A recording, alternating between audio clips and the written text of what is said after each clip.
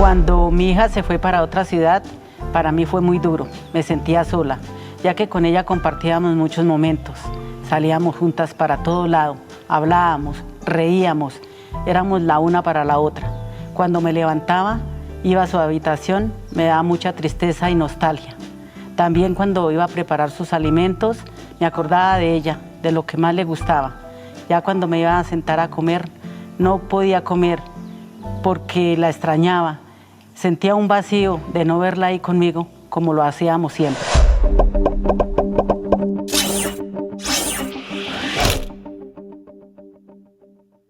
Bienvenidos a Enfócate, tus pensamientos cuentan. Un programa creado desde el Comité de Desarrollo Académico de la Escuela de Psicología y EduMedios UPTC, con el apoyo del Grupo de Investigación, Desarrollo Humano, Cognición y Educación. Mi nombre es Mauricio Cuervo y continuando con nuestra temporada 4, en la cual estamos hablando sobre crisis que transforman, el día de hoy tenemos un tema muy valioso e importante, cuando los hijos se van de casa. Para ello nos acompaña Natalia Páez y Heidi Quintero, miembros del Comité de Desarrollo Académico. Bienvenidos. Hola Mauricio, muchas gracias por la invitación. Buenos días Mauricio, gracias por invitarnos. Como ya lo hablamos y lo vimos en los testimonios, una cosa que pasa cuando los hijos se van de casa es que hay muchos cambios, ya sean emocionales o de rutinas. Hablemos un poco de qué pasa cuando se van los hijos de casa.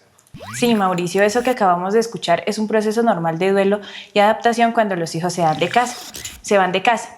Esto en psicología se conoce como el síndrome de nido vacío y no se trata solamente de extrañar a los hijos, sino que es un cambio profundo en el rol de los padres que durante años definió todas sus actividades diarias. En algunos padres puede sentirse como perder una parte de sí mismos y es porque gran parte de su día está dedicado a ellos, sus decisiones y emociones para el cuidado de sus hijos. Y actividades cotidianas como por ejemplo levantarlos, hacerles el desayuno o simplemente ir al cuarto a preguntarles cómo están, hacen parte de esa rutina.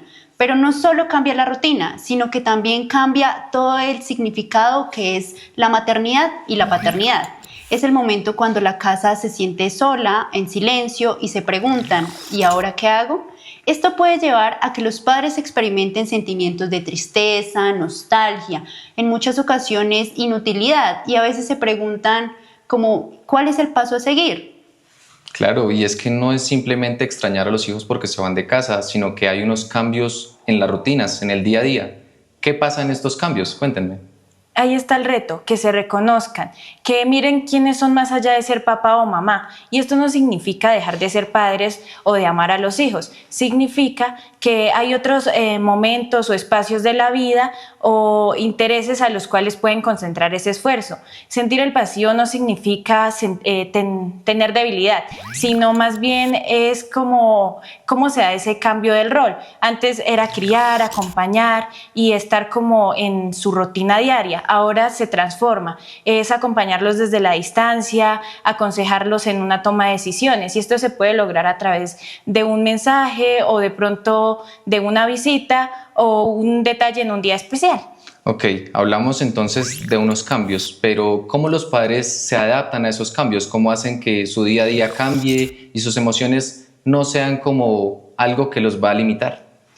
Evidentemente, cuando los hijos se van de casa, experimentan pues su ausencia y es allí cuando se inicia un duelo por la terminación de la crianza.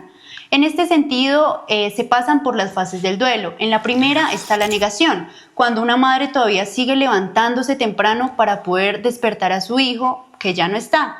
O cuando ven la mesa con un plato vacío y siente mucha tristeza. Después llega la aceptación, en la que la madre logra conciliar la realidad que está viviendo ahora y esta etapa que le trae nuevas oportunidades. Es, digamos, transformar lo que tiene para poder seguir avanzando de una manera mucho más sana. Digamos que hablamos de estos cambios que ocurren, pero cuando los padres quizá no se adaptan a estos cambios y creen o quieren seguir teniendo como este tipo de actividades de me levanto porque lo tengo que despertar o porque tengo que hacerle el desayuno, ¿qué pasa en esta situación? Mauricio, es necesario que los padres tengan esa manera de soltarlos, ¿no? Es necesario que los hijos cojan esa responsabilidad para que tengan un crecimiento personal, porque si no pasa esto no pueden adquirir esa autonomía y es necesario porque esto genera pues tener un vínculo más sano y respetuoso. Listo, ya hablamos quizá de estas situaciones que son como importantes para los padres y también para los hijos, pero ¿en qué etapa suele suceder esta situación? Normalmente ocurre cuando los padres ya están sobre los 40 o 50 años de edad. Esta etapa se caracteriza mucho porque los padres quieren, digamos, buscar sentirse útiles tanto para su familia como para las futuras generaciones. Y cuando los hijos se van, sienten un estancamiento y buscan cuál es el propósito ahora. No pasa igual en todas las familias, hay que tenerlo claro. A veces los hijos se van en una etapa cuando los padres aún están trabajando y tienen que adaptarse entre esos horarios laborales y compartir en distancia. En otras ocasiones, los hijos se van en una etapa más madura. En este sentido, los padres tienen que aprender a acompañar desde la distancia, respetando los límites y poniendo vínculos un poco más sanos. Ok, entonces quizá también hablamos de cómo los padres se adaptan, pero personalmente conozco algunas situaciones en las cuales los hijos son los que dejan de hablarle a los padres o limitan mucho las conversaciones. ¿Qué pasa en estas situaciones? Ahí el reto es mucho mayor para los padres, porque no solo tienen que aceptar esa partida del hijo, sino que tienen que elaborar esa pérdida del vínculo. Y esto puede generar en los padres sentimientos de culpa o tal vez cuestionamientos sobre el valor que tienen en la vida de sus hijos. Y al momento de transformar ese rol es importante entender que los padres no son solo padres, también pueden ser vecinos, pueden ser amigos, pueden ser ente activo de comunidades para cuidar los vínculos sociales que a ellos les generan bienestar. Algo que mencionas es totalmente importante y es el hecho de que el rol no se acaba, sino que se transforma. Por eso queremos preguntarle a nuestra audiencia y a los padres en específico, ¿cómo hicieron para llevar a cabo este proceso de adaptación? Empezar por ahí a salir nuevamente con las compañeras o con los compañeros, a compartir unas onces o a caminar un rato. También retomé lo del gimnasio. Yo busqué de Dios, porque pues ahí tiene uno un consuelo y ahí consigue uno personas que están pasando por el mismo momento y lo pueden ayudar a uno. Compartiendo más con la pareja y aquí como yo estoy trabajando, entonces pues me distraigo mucho en el trabajo y estoy en una actividad coral. Me dediqué un poco más de tiempo a mí, ya podía, sobre todo para, cosas de vanidad, entonces tenía más tiempo para arreglarme que las uñas, que podía ir al salón de belleza un poco más seguido.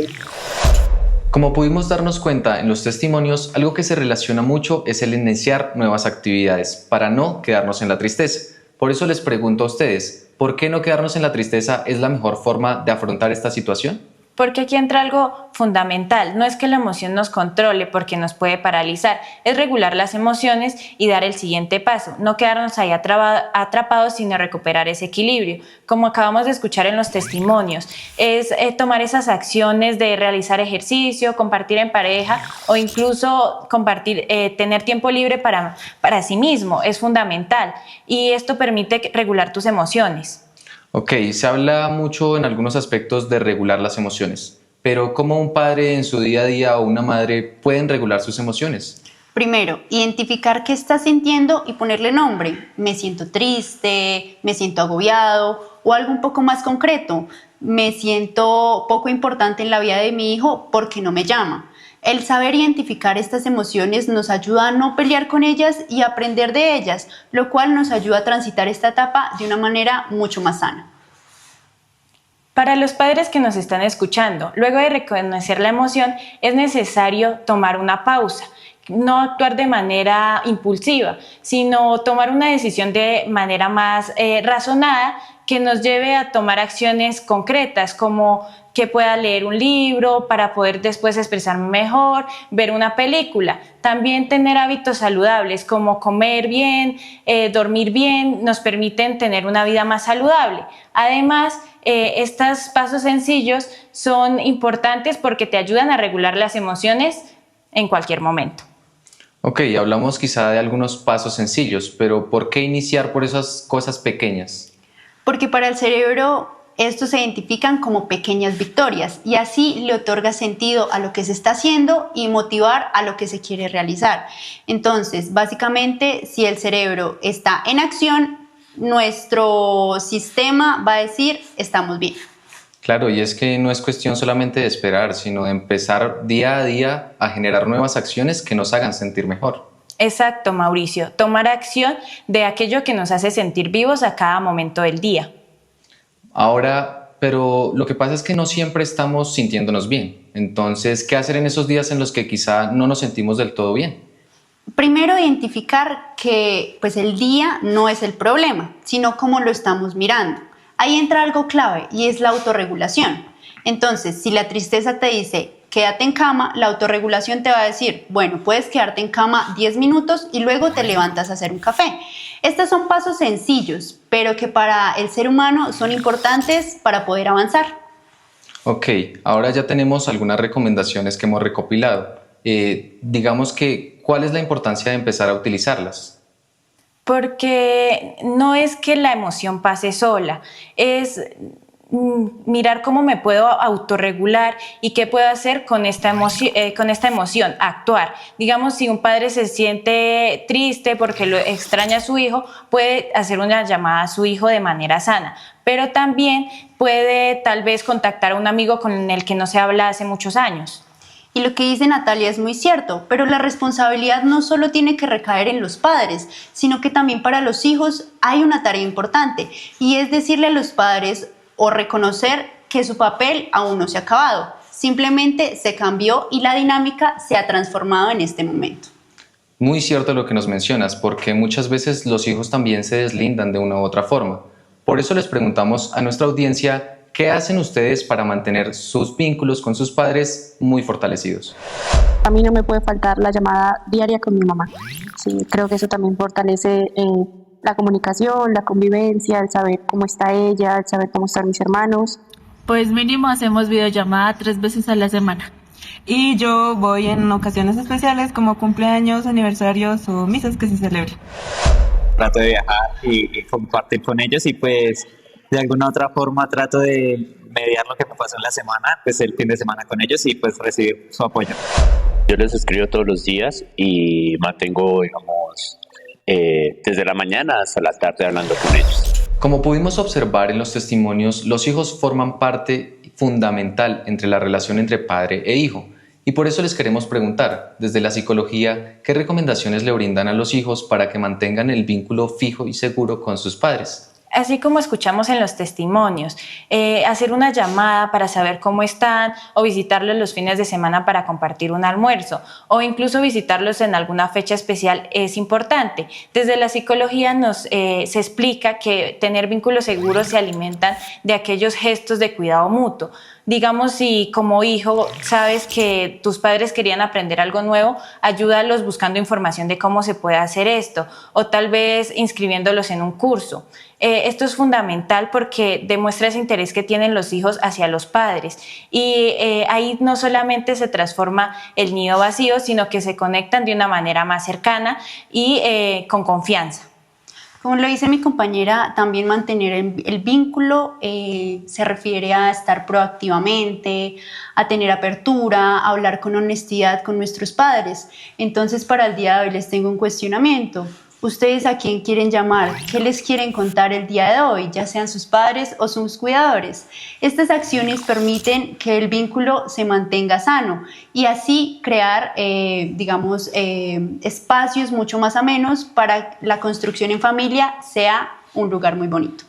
Ok, digamos que tenemos ciertas recomendaciones bastante funcionales y que nuestra comunidad podría empezar a utilizar, pero también es importante reconocer en qué momento quizá los padres tienen que empezar a buscar ayuda. Por eso le preguntamos a algunos padres, ¿en qué momento consideran que es pertinente buscar ayuda? Cuando uno se levanta a 2, 3 de la mañana, no le coge el sueño, organizas y vuelves a reorganizar todo, te hacen invitaciones a que salgan del lado y uno no quiere salir, no se quiere arreglar. Digamos que el estado de ánimo también decayó muchísimo. Y pues hasta que una amiga llegó y dijo, no, hay que hacer algo. Me quedaba en la casa, dormía, no salía a la calle, no buscaba amistades y entonces decidí buscar ayuda profesional. Como pudimos darnos cuenta de nuestros testimonios, lo que pasa es que para todas las personas o para todos los padres es distinto dejar ir a sus hijos de casa. Por eso queremos preguntarles, ¿cuándo es un proceso normal y cuándo quizás está saliendo de las manos? Mauricio, el punto crítico aparece cuando el malestar interfiere con la vida diaria. Ya no se trata de solo tristeza, vacío, soledad, sino como escuchábamos en los testimonios, esa dificultad para dormir, tal vez aislamiento social, irritabilidad permanente o pérdida de energía. Estos signos son de alerta y ahí es donde se debe buscar ayuda profesional. Y en línea con lo que dice mi compañera Natalia, hay otros signos a los cuales debemos prestarle atención, como frases que dicen los padres, de ya no le encuentro sentido a mi vida o me siento inútil. Esto es una señal de alerta y ya no se constituye en un duelo dentro de lo esperado, sino que trasciende, entonces ya afecta otras esferas de la vida y el bienestar psicológico de los padres.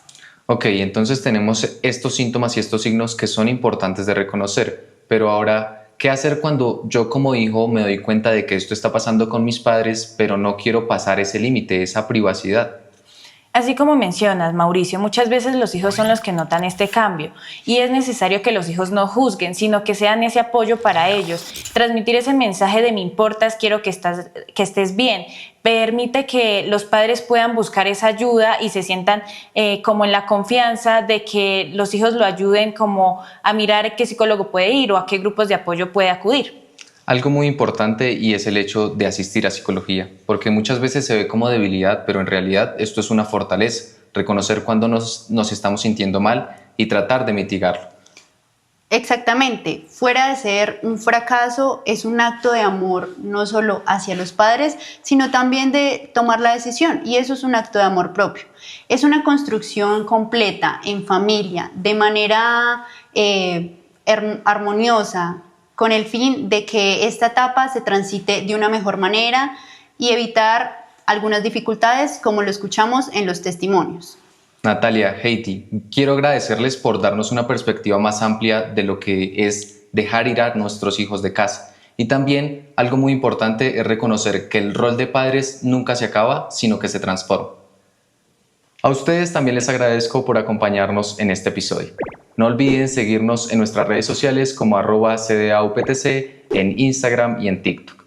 También los invito a que no se pierdan un próximo episodio, en el cual abordaremos un tema muy importante, el divorcio. Somos Enfócate, tus pensamientos cuentan. Hasta la próxima.